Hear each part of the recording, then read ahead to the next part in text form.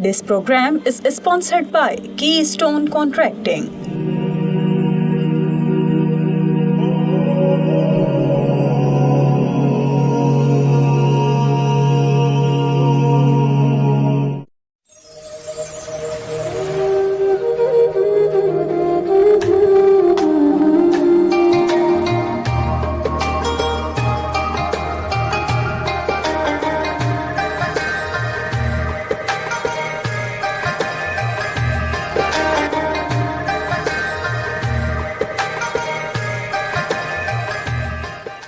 نحمدہ و نصلی علی رسولہ الکریم۔ رمضان المبارک قیمتی کیسے بنے جب اس میں عبادت بھی ہو، احکام بھی بجا لائے جائیں اور مسائل کو سیکھ کر اس پر عمل کیا جائے۔ اسی لیے کہ دین ایک مکمل ضابطۂ حیات کا نام ہے، اور پیدا ہونے سے لے کر موت تک، بچپن سے لے کر 55 تک، ابتدا سے لے کر انتہا تک، انفرادی اور اجتماعی تمام معاملات میں شریعت ہمیں رہنمائی فراہم کرتی ہے، ایک گائیڈ لائن دیتی ہے۔ تو اس حوالے سے روزوں کے کچھ ضروری مسائل عوام تک پہنچانا وہ ایک عالم دین کے لیے گویا کہ ضروری اور لازمی ہے۔ سب سے پہلے یہ مسئلہ سمجھ لیں کہ خوشبو سونگھنے سے، سرما لگانے سے یا سر اور داڑھی میں تیل لگانے سے روزہ نہیں ٹوٹتا۔ روزے کی حالت میں بعض لوگ یہ سمجھتے کہ اگر خوشبو سونگھ لی جائے تو روزہ ٹوٹ جاتا ہے، تو یہ ایک غلط فہمی ہے۔ خوشبو سونگھنے سے روزہ نہیں ٹوٹتا۔ اسی طرح داڑھی یا سر کے بالوں میں تیل لگانے سے روزہ نہیں ٹوٹتا۔ یہ جو بعض غلط چیزیں پھیلا دی گئی اور لوگ اس پر عمل کر کے وہ وہم کے اندر مبتلا ہو گئے ہیں، تو وہ اس مسئلے کو بھی خوب اچھی طرح سمجھ لیں۔ اسی طرح آنکھوں میں سرما لگانے سے بھی روزہ نہیں ٹوٹتا۔ بعض لوگ یہ کہتے ہیں کہ سرما لگانے سے روزہ ٹوٹ جاتا ہے۔ بعض لوگ اس غلط فہمی کا شکار ہے کہ سرما لگانے کے بعد اگر روزے کی حالت میں سو گئے تو روزہ ٹوٹ جاتا ہے۔ یہ دونوں باتیں غلط ہیں۔ روزے کی حالت میں سرما لگانے سے روزہ نہیں ٹوٹتا، چاہے سرما لگا کر سو بھی لیا جائے۔ اچھا، اسی پر قیاس کرتے ہوئے ہم آنکھ میں دوا ڈالنے کے مسئلے کو بھی سمجھ سکتے ہیں کہ آنکھ میں ڈراپس ڈالنا، دوا ڈالنا، قطرے ڈالنا، اس سے بھی روزے پر کوئی فرق نہیں پڑتا۔ اس بات کو اچھی طرح سمجھ لیں۔ اسی طرح انجیکشن لگانا روزے کی حالت میں، ڈرپ لگانا روزے کی حالت میں، اس سے بھی روزہ نہیں ٹوٹتا۔ البتہ ایک آدمی صرف طاقت کے لیے، قوت حاصل کرنے کے لیے اگر انجیکشن لگاتا ہے یا ڈرپ لگاتا ہے، اس کو مکروہ تو کہا جا سکتا ہے، اس کو ناپسندیدہ عمل تو کہا جا سکتا ہے، لیکن بیماری میں تکلیف کی وجہ سے اگر کسی کو انجیکشن لگانا پڑ جائے یا کسی کو ڈرپ لگانی پڑ جائے، اس سے روزہ نہیں ٹوٹتا۔ اس لیے کہ روزہ ٹوٹتا ہے کہ جو کھانے پینے کے لیے اللہ نے منہ دیا ہے یا ناک کے ذریعے سے بھی کچھ لوگوں کو غذا دی جا سکتی ہیں، تو وہ جو اصلی راستے ہیں کھانے کے، پینے کے، اس سے کوئی چیز اندر جائے گی، اس سے تو روزہ ٹوٹے گا۔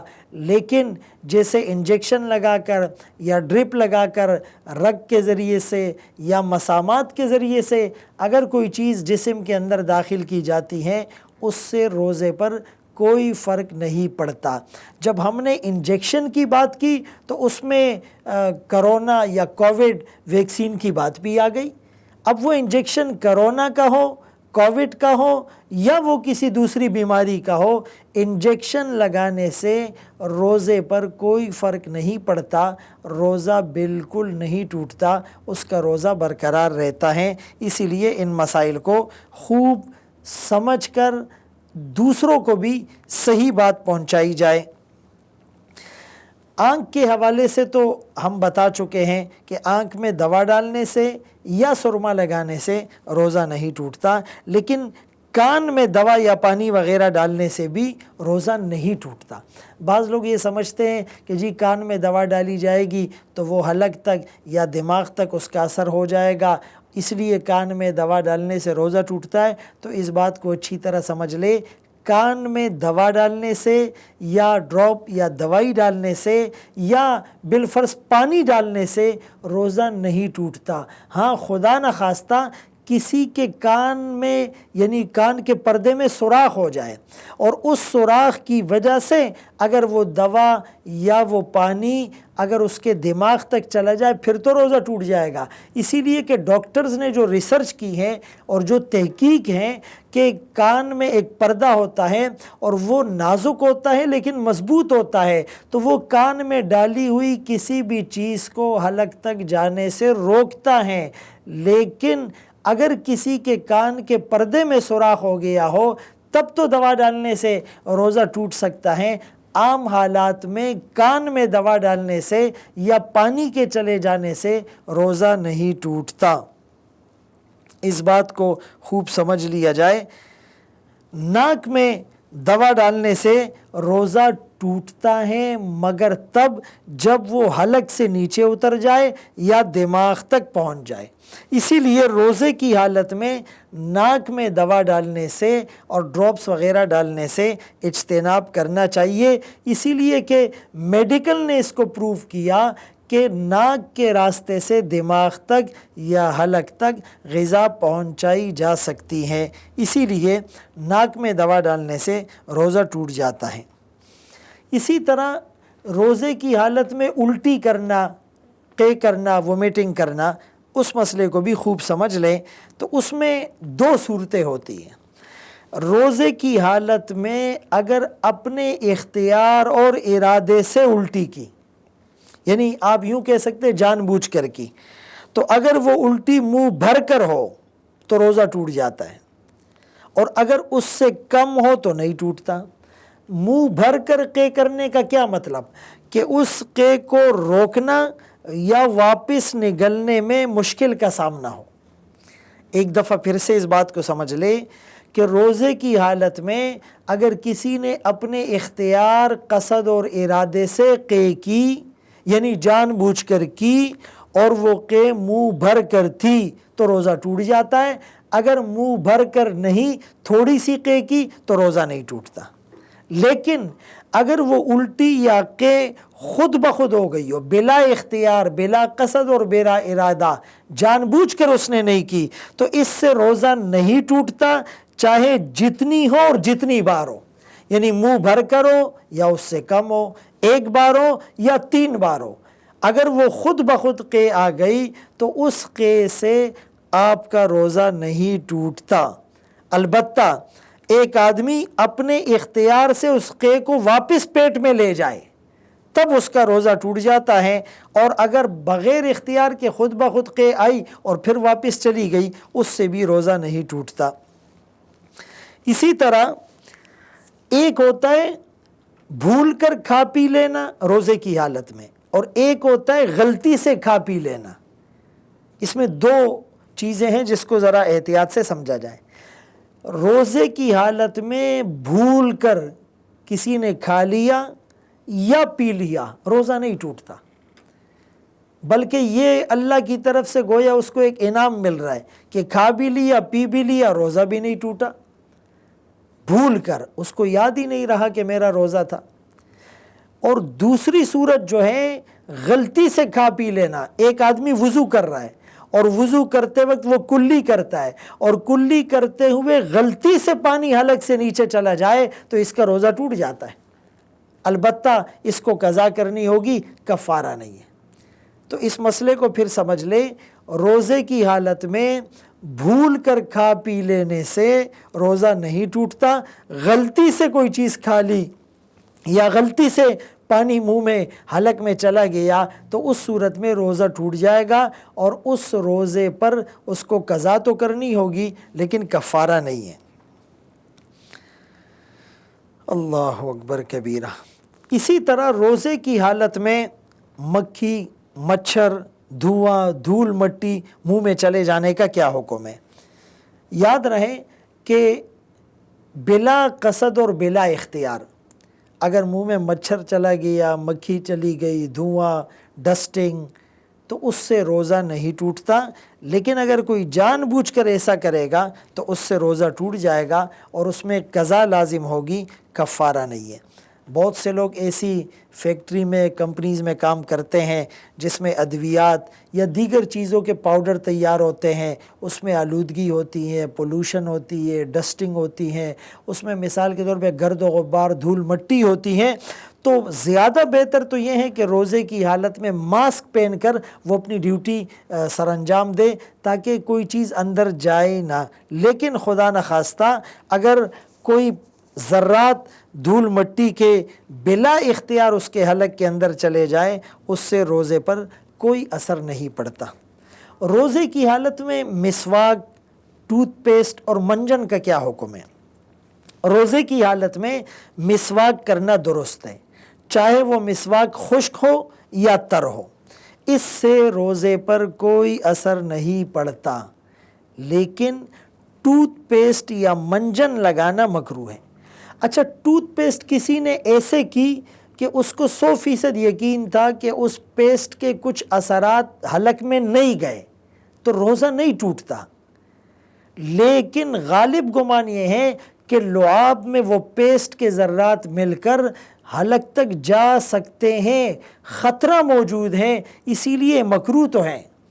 یعنی ذرات چلے گئے تو روزہ ٹوٹ گیا، ذرات نہیں گئے تو روزہ نہیں ٹوٹا، لیکن پھر بھی مکروہ ہے کہ غالب گمان اور چانسز یہ کہ ذرات چلے جائیں گے۔ اسی طرح آج کل کچھ مسواک آتی ہے جس میں پیسٹ وغیرہ کے ذرات یا کیمیکل یا کوئی لیکوڈ چیز ہوتی ہے، تو اس میں بھی وہی خدشہ برقرار رہتا ہے۔ اسی لیے یعنی عام مسواک جو سادی مسواک ہوتی ہیں وہ تو استعمال کی جائے، ٹوتھ پیسٹ، منجن یا اس طرح کی دیگر چیزیں استعمال نہ کی جائیں۔ اچھا، کسی چیز کو چکھ کر تھوک دینے کا کیا حکم ہے؟ روزے کی حالت میں ایک آدمی یا عورت نے کسی چیز کو چکھا اور چکھنے کے بعد اس کو تھوک دیا اور اس کو یہ یقین تھا کہ کوئی چیز اس کے ذرات یا اس کے اثرات حلق تک نہیں گئے تو روزہ نہیں ٹوٹا، لیکن بغیر عذر کے ایسا کرنا، کسی چیز کو چکھ کر تھوک دینا، یہ مکروہ ہے۔ البتہ مجبوری میں گنجائش ہے۔ مثال کے طور پر ایک عورت اپنے بچے کو کوئی چیز کھلا رہی ہے اور اس کو نرم کرنے کے لیے اس کو چبانا پڑتا ہے، تو وہ اگر چبا کر نرم کر دے اور پھر بچے کو کھلائے اور اس کو یقین ہو کہ میرے چبانے سے اس کے کچھ ذرات حلق تک نہیں گئے، تو اس صورت میں گنجائش ہے، اس کا روزہ نہیں ٹوٹے گا۔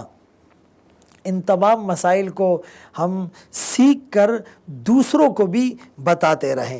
اسی طرح صبح صادق طلوع ہونے کے بعد غلطی سے سحری کرنے کا حکم۔ مثال کے طور پر صبح صادق اس وقت جو ہے وہ سحری بند ہوتی ہے، لیکن صبح صادق طلوع ہو جانے کے بعد بھی کوئی کھاتا پیتا رہا، یعنی اس کو یوں لگا کہ جی ابھی تو ٹائم باقی ہے، گھڑی پیچھے تھی، یا فرض کرے اس نے اذان نہیں سنی، یا وہ مغالطے میں رہ گیا، اب جو غلطی سے اس نے کھا پی لیا تو اس شخص کا روزہ نہیں ہوتا، لیکن وہ افطار تک روزہ داروں کی طرح کچھ کھائے گا پیے گا نہیں، البتہ اس روزے کی قضا اس پر لازم ہوگی، کفارہ نہیں۔ یہاں بہت سے لوگ غلطی کر جاتے ہیں۔ مثال کے طور پر ہم پراپر خیال نہیں رکھتے کہ ہماری گھڑی یا مسجد کی گھڑی یا گھر کی گھڑی وہ بالکل جو ہے وہ جو قومی وقت ہوتا ہے اس کے مطابق ہونی چاہیے۔ فرض کریں ہماری گھڑی 2 منٹ پیچھے ہے، یا مسجد کی گھڑی پیچھے ہے، یا گھر کی گھڑی، اب ہم نے اپنی گھڑی کے مطابق سحری کی اور سحری کا وقت ختم ہو چکا تھا، تو 1 منٹ معمولی چیز ہے لیکن اس سے بھی روزہ ضائع ہو جائے گا۔ اسی لیے اپنی گھڑی کو، گھر کی گھڑی کو یا مسجدوں کی گھڑی کو بالکل قومی وقت کے مطابق کیا جائے، اور رمضان میں اس کا بہت زیادہ خیال رکھا جائے۔ بلکہ سحری کا جو وقت ہوتا ہے، سپوز اگر 5 منٹ ہے تو ہم اس سے 2-3 منٹ پہلے ہی to be on the safe side احتیاطاً کھانا پینا بند کر لیں، اور مسجدوں میں سائرن یا اس طرح اعلان اناؤنس کروایا جائے کہ جی سحری بند ہونے میں 5 منٹ باقی ہیں یا 3 منٹ باقی ہیں، تو لوگ ذرا احتیاط کر لیں گے۔ ایک دوسرا مسئلہ سمجھ لیں کہ سحری بند کرنے کے لیے اذان کا ہونا یہ شرط نہیں ہے، وقت کو دیکھا جائے گا۔ اگر کسی مسجد میں غلطی سے اذان 2 منٹ بعد دے دی اور آپ اس اذان تک کھاتے پیتے رہے، آپ کا روزہ نہیں ہوگا۔ آپ کو وقت معلوم کرنا ہے، بے شک اذان ہو یا نہ ہو، لیکن سحری کا وقت ختم ہوا، آپ اس کے بعد کھا پی نہیں سکتے۔ اور کچھ لوگ اس مغالطے میں ہوتے ہیں کہ جی جب تک اذان ختم نہیں ہوئی کھانا پینا جائز ہے، اور وہ ایک حدیث کو استدلال کے طور پر پیش کرتے ہیں کہ اگر اذان ہو جائے اور تمہارے ہاتھ میں کوئی پیالہ ہو تو تم اس سے کھاتے رہو، کھانے کے بعد اس کو رکھو۔ تو ایک تو یہ سمجھے کہ وہ جو حدیث میں آیا ہے تو اس میں فجر کی اذان یا رمضان اور سحری کی بات نہیں ہے، وہ ایک نارمل حکم ہو سکتا ہے کہ کوئی بھی اذان ہو رہی ہے عام روٹین میں اور آپ کے ہاتھ میں کچھ ہیں تو آپ اس کو کھا کر بھی نماز کی طرف چل سکتے ہیں۔ لیکن رسول اللہ صلی اللہ علیہ وسلم کے دور میں یعنی 2 اذانیں ہوتی تھی، ایک اذان تہجد کی ہوتی تھی جو حضرت بلال رضی اللہ عنہ دیتے تھے، اور دوسری اذان فجر کی ہوتی تھی جو عبداللہ ابن ام مکتوم رضی اللہ عنہ دیتے تھے۔ تو یہ جو پہلی اذان ہوتی تھی وہ تہجد کے وقت کے لیے ہوتی تھی، وہ سحری کی اذان نہیں ہوتی تھی۔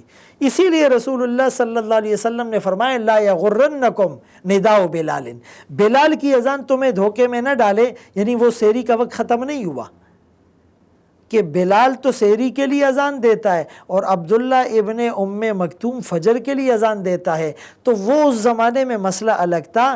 آج کل چونکہ ایک اذان دی جاتی ہے اور وہ اذان وہ تب دی جاتی ہے جب رات ختم ہو جائے اور دن شروع ہو جائے، صبح صادق کے طلوع کے بعد وہ اذان دی جاتی ہے، لہٰذا اذان کے دوران جو لوگ کھاتے پیتے ہیں ان کا روزہ نہیں ہوتا، ان کو ان روزوں کی قضا رکھنی پڑے گی۔